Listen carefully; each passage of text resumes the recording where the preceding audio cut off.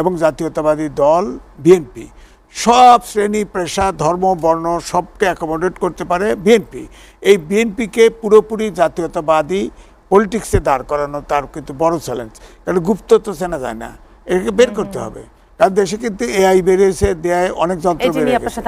সুতরাং এই জন্য আমি বলছি যে তাকে বিএনপিটাকে জাতীয়তাবাদী সদস্য নেতাদের দ্বারা এই বিএনপিকে প্রতিষ্ঠিত করতে হবে, এটা একটা বড় চ্যালেঞ্জ। দ্বিতীয়টা ধরেন আমি কেন বলছি যে ধরেন তিনি তো 17 বছর বিলেতে ছিলেন, লন্ডনে ছিলেন।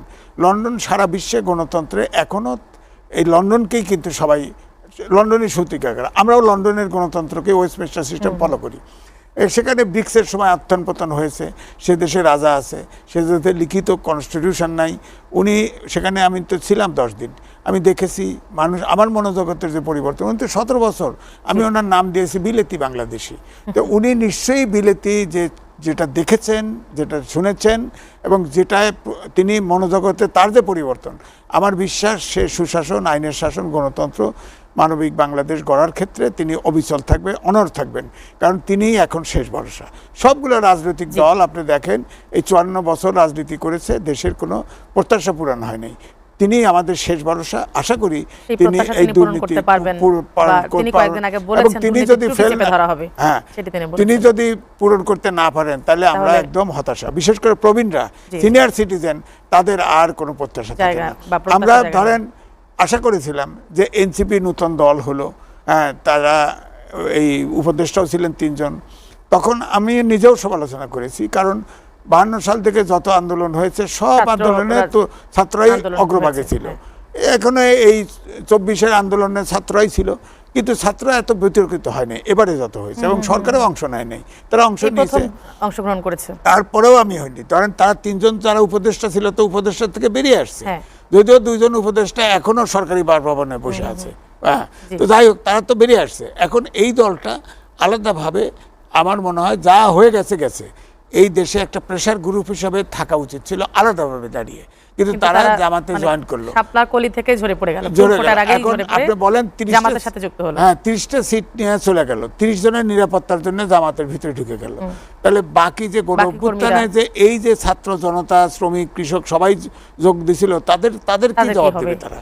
আর আমি বলি জামাত হলো একটা হাঙ্গর মাছ, তার পেটে ছোট মাছ যত ঢোকে সব হজম হয়ে যায়। আপনি খেয়াল করে দেখেন, এনসিপি আগে এখন সব টুপি পরা শুরু করে দিয়েছে। আমরা এনসিপি নিয়ে আলাদা আলাদা করে প্রশ্ন করব। এখন যে বিষয়টি নিয়ে নির্বাচন নিয়ে কথা বলতে চাচ্ছি, সেটি হচ্ছে যেহেতু রাজনীতি এখন উত্তপ্ত অবস্থায় এবং বাকযুদ্ধ হচ্ছে, আমরা দেখতে পাচ্ছি কিলিংও হচ্ছে। তো এই যে নির্বাচনী প্রচারণা, যে সহিংসতা, মার্ডার হচ্ছে, আমরা দেখেছি যে আজকেও নারায়ণগঞ্জে ব্যানার টানানো নিয়ে স্বেচ্ছাসেবক দলের নেতার মৃত্যু হয়েছে। তো এইগুলোকে কিভাবে দেখবেন আপনি? এই জিনিসটা তো মানে তফসিলের পরদিন থেকে এই ঘটনাগুলো ঘটছে, শেরপুরে মারা গেছে। এই ইলেকশনের তফসিল দেওয়ার পরে 5 জন মারা গেল, এর আগেও তো মারা গেছে। এটা সবগুলো অভ্যুত্থানের শক্তি নির্বাচন করছে, একজনের প্রাণহানি এটা প্রত্যাশিত না। তারা এখন নিজেরা চেয়ারে বসা নিয়ে গোলমাল করে, তারা ইলেকশনে অনেকেই আরেকজনকে আঘাত করে কথা বলে। এটা কিন্তু নির্বাচনে প্রতিদ্বন্দ্বিতা থাকবে, প্রতিযোগিতাও থাকবে, মানলাম, কিন্তু শত্রুতা তো থাকা উচিত না। কারণ শত্রুতা থাকছে, ফ্যাসিস্ট তো নাই, তারা তো অভ্যুত্থানের শক্তি। তারা এখন ঠিক আছে, জনগণের উপর ছেড়ে দিক, তারা তাদের প্রচার করুক, অন্যকে আক্রমণ না করে যার মতো প্রচার করুক। জনগণ ভোট যাকে দেয় সেই সরকার গঠন করবে। এখন ধরেন জরিপ টরিপ এগুলো তো থাকবে, ভিন্ন কথা, জরিপ থাকবে, কিন্তু জরিপের ফলাফল যে সবসময় ঠিক হবে তা তো না। এখানে ভোটের দিনই ফলাফলই আমরা বুঝতে পারবো সেটি। এখন ধরেন জামাতের পক্ষ থেকে যেগুলো অভিযোগ, একটা হলো দুর্নীতি। অবশ্যই বিএনপির চেয়ারম্যান তাকে বলতে হবে, তারা সরকারে গেলে এই চাঁদাবাজি দুর্নীতি বন্ধ করবে, বলেছেন। দ্বিতীয়ত, জামাত বলে যে নারীদের হেনস্থা করা হচ্ছে, কিন্তু অভিযোগ আছে নারীদেরকে গ্রামে গ্রামে পাঠানো হয়েছে বা পাড়ায় মহল্লায় শহরে পাঠানো হয়েছে, তারা ওখানে আপনার বিকাশ নাম্বার চায়, এনআইডি চায়, তখন এগুলো চ্যালেঞ্জের মুখোমুখি হয়েছে। তো এটা তো হেনস্থা না, আপনি বিকাশ নাম্বার কেন চাইবেন? এনআইডি তার পার্সোনাল প্রপার্টি, এটা কেন চাইবেন? এটা আপনি ইলেকশনে ভোট চান, সমস্যা নাই। এখন তাতে যে অপমান করছে, এটা তো আমি তো তার বিকল্প শক্তি কি থাকে? যদি একটা লোক মনে করে আমার কাছে এনআইডি চাইলো, আমার কাছে বিকাশ নাম্বার চাইলো, এগুলো তো আমার পার্সোনাল জি, অবশ্যই। তাই কিন্তু না? আমরা অনলাইনে- এখন তাহলে আমি তাকে হয় হেনস্থা করে তর্ক করে কেন চান প্রশ্ন করে বিদায় করতে পারি, অথবা পুলিশে দিতে পারি। জি। তা কোনটা হবে? সর্বোচ্চ রাজনৈতিক দলের নেতা হিসেবে সর্বোচ্চ ভোট চাইতে পারে, এটি স্বাভাবিক। হ্যাঁ। কিন্তু এই যে অনেক প্রপাগান্ডা আছে, অনলাইনে প্রপাগান্ডা আছে, তারপরে এআই যে প্রচারণাগুলো, এগুলো তো বন্ধ করার জন্য অনেকবার বৈঠকও হয়েছে। ইসি নির্বাচন কমিশন তো অনেকবার বৈঠক করেছেন, ব্যবস্থা নেবেন, কিন্তু এইগুলো আমরা দেখেছি যে শুধু আলোচনা পর্যন্তই আছে, এর কোনো বাস্তবায়ন দেখছি না। অর্থাৎ কোনো রকম কোনো কার্যকারিতা নাই কেন? এটি আসলে প্রতিরোধের উপায়টা কি? এআই বা প্রপাগান্ডা নিয়ে এটা তো আমাদের দেশ থেকে ঘটে না, বিদেশ থেকে ঘটে। যেখান থেকে এটা ঘটুক, fact সেটি তো check করা, বন্ধ করবার জন্য কার্যকারিতা। ফ্যাক্ট চেক করার ক্ষমতা আমাদের নাই। আর আমাদের বাংলাদেশ, আমরা 18 কোটি জনগণ, তার ভিতরে কতজন ব্যবহার করে? ধরেন 12 কোটি লোক ব্যবহার করে। তো এটা তো আপনার ফেসবুক ইউটিউবের জন্য মার্কেট ছোট। তাদের আওয়ামী লীগের সময়, শেখ হাসিনা ফেসিস্টের সময় কিন্তু তারা এখানে অফিস করতে চেয়েছিল, তাদের অফিস করতে দেওয়া হয় নাই। যদি অফিস করতো, তাদের সাথে একটা এগ্রিমেন্টে উপনীত হতেন যে এইটা দিতে পারবেন, ওইটা দিতে পারবেন না। এখন অভিযোগ করলেও তো কাজ হচ্ছে না। সুতরাং এআই একটা, এখন আমি বলবো মাস মিডিয়া কিন্তু এবারে বড় ধরনের সংকট। আপনি ধরেন মাস মিডিয়া, ইউটিউব, ফেসবুক থেকে শুরু করে যত দেখতে পাচ্ছেন, ফেসবুকে যা দেখতে পাচ্ছেন, এটার প্রায় 70% ভুয়া। মানে এই যে যদি কিছু তো ফ্যাক্ট চেক করতে হবে, 70%-এর মতো প্রায় ভুয়া আছে। তো আপনি যেটা বেশি হার্ম করে, যেটা বেশি ক্ষতিগ্রস্ত করে, এই আইটেমটা ধরে আপনি ফ্যাক্ট চেক করেন, করে যদি ভুয়া হয়, সাথে সাথে এটা আইডেন্টিফাই করে তার বিরুদ্ধে কেস করে দেন। যেমন ধরেন বেগম খালেদা জিয়া যখন প্রধানমন্ত্রী ছিল, আপনি জানেন যে নারীদের উপরে সাংঘাতিক অ্যাসিড ছোড়া শুরু হয়ে গেছিল, মহামারী আকার ধারণ করেছিল। যখন আইন করলো এবং শর্ট ট্রায়াল দেওয়া শুরু করলো, তখন কিন্তু এখন দেখেন অ্যাসিড থ্রোয়িং নাই, এটা বিলীন হয়ে গেছে। তো এআই এছাড়া তো কোনো রাস্তা দেখছি না। আর দ্বিতীয়টা, আপনার এই মাস মিডিয়া, ইউটিউব বলেন, ফেসবুক বলে, এদের সাথে আপনার কথা বলতে হবে যে ভাই, আমাদের ভৌগোলিক জনগণ যাই হোক না কেন, আমরা ক্ষতিগ্রস্ত হই এমন কন্টেন্ট তোমরা রিলিজ করো না। সেটা একটা আন্ডারস্ট্যান্ডিং তো আসা উচিত। তাদের মার্কেট ছোট হোক বড় হোক, এটা সরকারের পক্ষ থেকে এটা করতে হবে। কিন্তু এখন সামনে নির্বাচন, এখন তো এটা মুশকিল। ধরেন এই সময়টুকুর মধ্যে সেই পদক্ষেপ নেওয়া সম্ভব নয় নির্বাচনের পর। এখন সম্ভব এইটা করে, ধরেন কিছু কিছু পদক্ষেপ নিয়েছে। ধরেন এই যে আপনার ব্যালট ভোট, পোস্টাল ব্যালট, এটা দেখা গেছে যে হঠাৎ করে মিডল ইস্টের অনেক কান্ট্রিতে ব্যালট পেপার গোছানো হয়েছে, পার্টিকুলার এক দলের লোক গোছাইছে। এখন ওখান থেকে ধরেন পার্টিকুলার সিটের ভিতরে এই ব্যালটগুলো থ্রো করা হলো। হ্যাঁ, তখন ইলেকশন কমিশনে বিএনপির থেকে অভিযোগ দেওয়া হয়েছে। ইলেকশন কমিশন তখন বলছে যে এটা এমবিসিকে তদন্ত করতে বলা হয়েছে, যদি এটা সঠিক পাওয়া যায়, তাকে প্রয়োজনে যারাই কাজ করেছে তাদেরকে রিপ্রেজেন্ট করা হবে, তাদেরকে বাংলাদেশে ফেরত এনে আইনের আশ্রয় নেওয়া হবে। আপনি দেখেন এরপরে ওই ব্যালট পেপার চেঞ্জ করছে, যে এখন এখানে যে কনস্টিটিউশন প্রত্যেকটা সিট বেসিসে ব্যালট পেপার তৈরি করা হয়েছে, ওই ব্যালট পেপার ছেড়ে দিয়েছে। আপনি তো বললেন যে 1 লাখ 1.5 লাখে পোস্টাল ব্যালট এসে গেছে। তো ধরেন এই ব্যালট পেপারও আসতে অনেক পোস্ট অফিস পার দিয়ে আসছে। এখন ধরেন কথার কথায় কয়েক পোস্ট অফিস মাঝখানে ব্যালট পেপার খুলে দিল, সততার তো অভাব। খুলে দিয়ে ধরেন একজনের দাঁড়িপাল্লায়, সততার অভাব, কিন্তু সেখানে নিরাপত্তার কোনো দায়িত্বে কি কেউ থাকবে না? কে থাকবে? এখন নাই তো। তাহলে ব্যালট পেপার মিডল ইস্টে সব এক জায়গা হলো কি করে? নিরাপত্তা যদি থাকে, ওরা তো ডাকে চলে গেছে, ডাকের মাধ্যমে আসবে। ডাকের মাধ্যমে আসবে। এই জন্য বলছি যে এটাতে ইয়ে লাগবে, এটা শুধু বিশ্বাসের উপর ছাড়া। কারণ বিশ্বে তো অনেক দেশ আছে যে গ্যারেজের উপরে বাক্স ফেলায় রাখে, মানুষ ভোট দেয়, মানুষ কয় যে সময় দেয় নাই। এছাড়া তো ব্যালট পেপার নিয়ে যাবে কেউ, কারচুপি করবে, এই চিন্তা তো কেউ করে না। আমাদের দেশে তো বাক্স নিয়ে বুঝছেন। এই জন্য বলছি 2 নম্বর ধরেন এই যে ভোটার ট্রান্সফার, আপনি এবারে বাংলাদেশের ইতিহাসের সবচাইতে বেশি ভোট একটা সিট থেকে আর একটা সিটে ট্রান্সফার হয়েছে। তো এগুলো ভেরিফাই করা দরকার না? এর জন্য ইলেকশন কমিশনের অফিসারও গ্রেপ্তার হয়েছে। হ্যাঁ, তো সুতরাং আপনি এটা তো দেখতে হবে। তো এখন কথায় ধরেন একটা দলের, ধর বিএনপির একটা সিটে পাশ করতে লাগবে 2 লাখ ভোট, তার বা 1.5 লাখ ভোট, তার আছে হলো 5,000 ভোট কম। এখন অন্য সিট থেকে যদি এই সিটে ওই 5,000-6,000 ভোট ট্রান্সফার করে এনে থাকে, তো সে দিতে যাবে। এটাও তো হচ্ছে এবার। হ্যাঁ, তারপরে তো এনআইডি, বিকাশ নাম্বার তো আছে, অনেক জটিলতা আছে। তারপর আমি বলবো যে ইলেকশনটা হওয়া উচিত।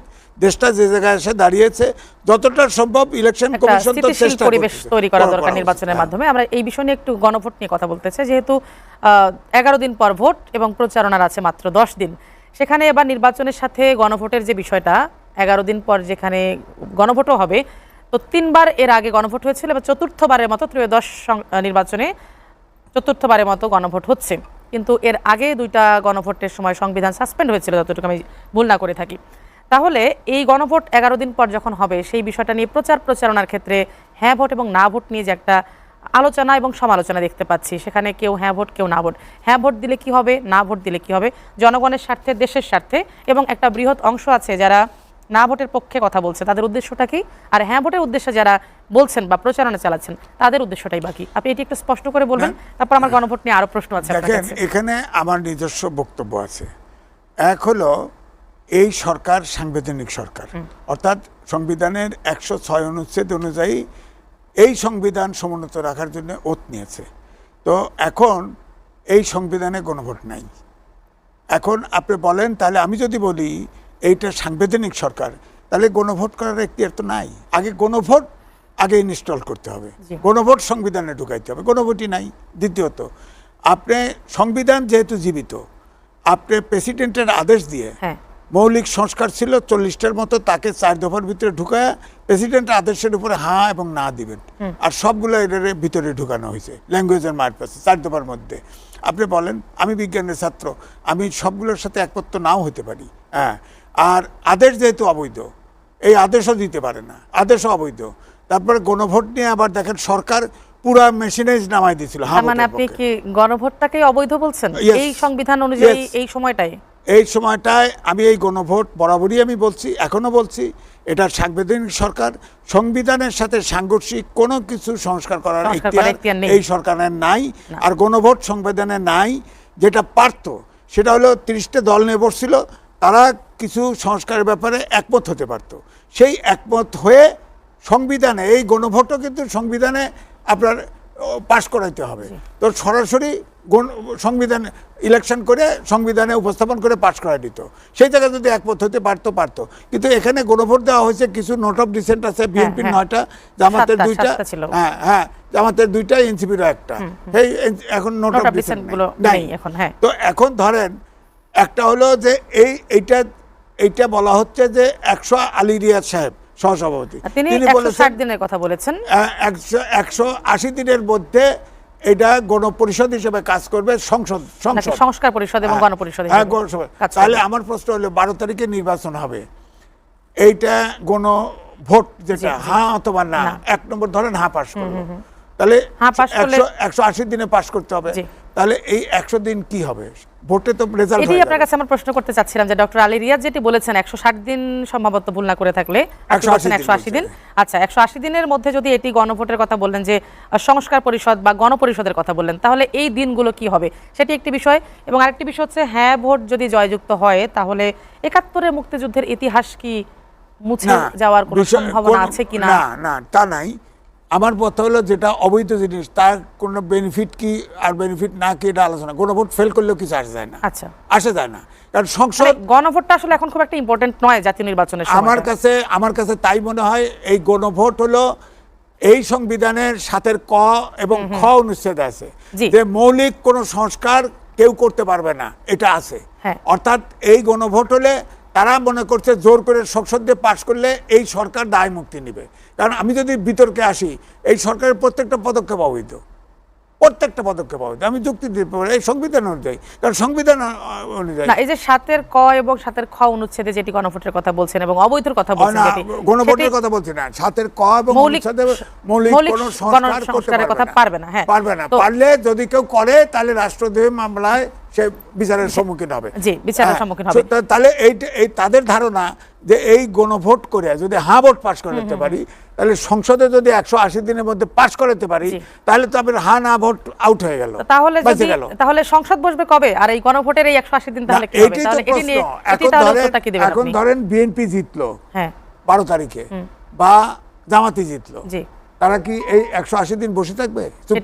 সেই রাজনীতি আছে এই দেশে? দেশ তখন ডিপ ক্রাইসিসে পড়ে যাবে। সরকার গঠন করতে দিতে হবে, সংসদ বসবে, গণভোটের রেজাল্ট গণভোটের মতো কাজ করবে। এখন যদি আপনিও কেস করতে পারেন গণভোটের ভিতরে, আপনার ভাষ্য অনুযায়ী নির্বাচনের পর দেশ ক্রাইসিসে পড়বে এই কারণে, গণভোটের কারণে। গণভোটের কারণে না, সংসদকে 3 মাস বসিয়ে রাখা, গণপরিষদ হিসেবে বসিয়ে রাখা, কাজ করতে না দেওয়া, সরকার গঠন করতে না দেওয়া। 180 দিন হলে 6 মাস হয়। তাহলে সংসদ বসবে কবে? সংসদ বসবে আলী রিয়াজ সাহেবের বক্তব্য অনুযায়ী 6 মাস পরে সংসদ কার্যকর হবে। আপনি বলেন 12 তারিখে নির্বাচন দিলেন, একটা দল বিএনপি বা জামাত ফলাফল ঘোষণা হতে হতে 13 তারিখ হয়ে যাবে। হ্যাঁ 13 তারিখ হলো, 13 তারিখ হলেও তো তাহলে 179 দিন পরে 179 দিন আমাদের পলিটিক্যাল কালচারে ধরে রাখতে পারবেন? তো তখন তো তারা মাঠে নামবে না, দেশে তো অরাজকতা শুরু হবে। সুতরাং এই গণভোট যেটা উচিত ছিল পুরোপুরি জোর করে পাশ করার প্রবণতার থেকে বেরিয়ে আসা। গণভোটে এখন তো ধরেন বিএনপির কালকেও দেখলাম যে তারেক রহমান সাহেব ওপেন সমর্থন, হ্যাঁ সমর্থন দিয়েছেন। তিনি আগে নার পক্ষে ছিলেন বোধহয় বলেছেন, কিন্তু তারেক রহমান গতকাল দেখলাম যে হ্যাঁ ভোটের পক্ষে প্রচারণা চালাচ্ছেন। এই যে না থেকে হ্যাঁতে আসা, এর কি কোনো কারণ আছে? না থেকে সে ডাইরেক্ট না করে নাই কোথাও। বিএনপি এটা পরিষ্কার করে বলে 2 বারের বেশি প্রধানমন্ত্রী থাকা যাবে না, এইটা হ্যাঁ এর মধ্যে আছে, যে কারণে হ্যাঁ নিয়ে তেমন কোনো প্রচারণা আমরা দেখতে পাইনি। গতকাল দেখেছি তিনি প্রচারণা করেছেন। যতগুলো সংস্কার 31 দফার সংস্কার ছিল, যে আইটেম ছিল বিএনপির ছিল, তার বাইরে তো কোনো আইটেম নাই। হয়তো তাদের প্রত্যেকটা সংস্কারের মডালিটিস নিয়ে সিস্টেম নিয়ে পার্থক্য আছে, কিন্তু তো নাই। আচ্ছা, তাহলে এই গণভোটে হ্যাঁ জয়যুক্ত হলে নারীর স্বাধীনতা বজায় থাকবে কি না? এটা তো তখন তো অন্য ইস্যু হচ্ছে যে ধরেন আপনি হ্যাঁ জয়যুক্ত হলো, এতে তো আমি বললাম ইলিগাল জিনিস, এতে কিছু আসে যায় না। জিতলো না হারলো এতে আমার কোনো মাথা ব্যথা নাই। আমার মাথা ব্যথা হচ্ছে সংসদটা বসা, সরকারটা গঠন হওয়া, সেটার নিশ্চয়তা। এখন সরকার থেকে বলা উচিত যে গণভোট হ্যাঁ হোক না হোক, গণভোটের রায় এটা সংসদ অনুমোদন করবে এতদিনের ভিতরে, কিন্তু সরকার গঠন করতে পারবে। এটা করলেই আমার মনে হয় দেশের সমস্যা থেকে অনেকটা সমাধান হবে। কিন্তু তারা তো বলছে না। আপনি যেটা বললেন নারী স্বাধীনতা থাকবে কিনা, জামাতের পলিটিক্স তো এখন ক্লিয়ার না। আমি বলতেছি আগে জামাত চাইতে কোরআন এবং সুন্নাহ অনুযায়ী দেশ, কোরআনের আগে বলতো যে কোরআনের শাসন চাই, সৎ লোকের কোরআনের আইন চাই, সৎ লোকের শাসন চাই। এখন তো তারা তো শরিয়া আইন চায় না, এটাকে বলা হয় শরিয়া আইন তো তারা চান না। ভারতে গিয়ে বলছে, শ্রী রাধা দত্তগুপ্তকে বলছে আমরা শরিয়া আইন কাজ করব না, আবার বলছে ধাপে ধাপে আমরা করব, দেশে করব। এদিকে হিন্দুকে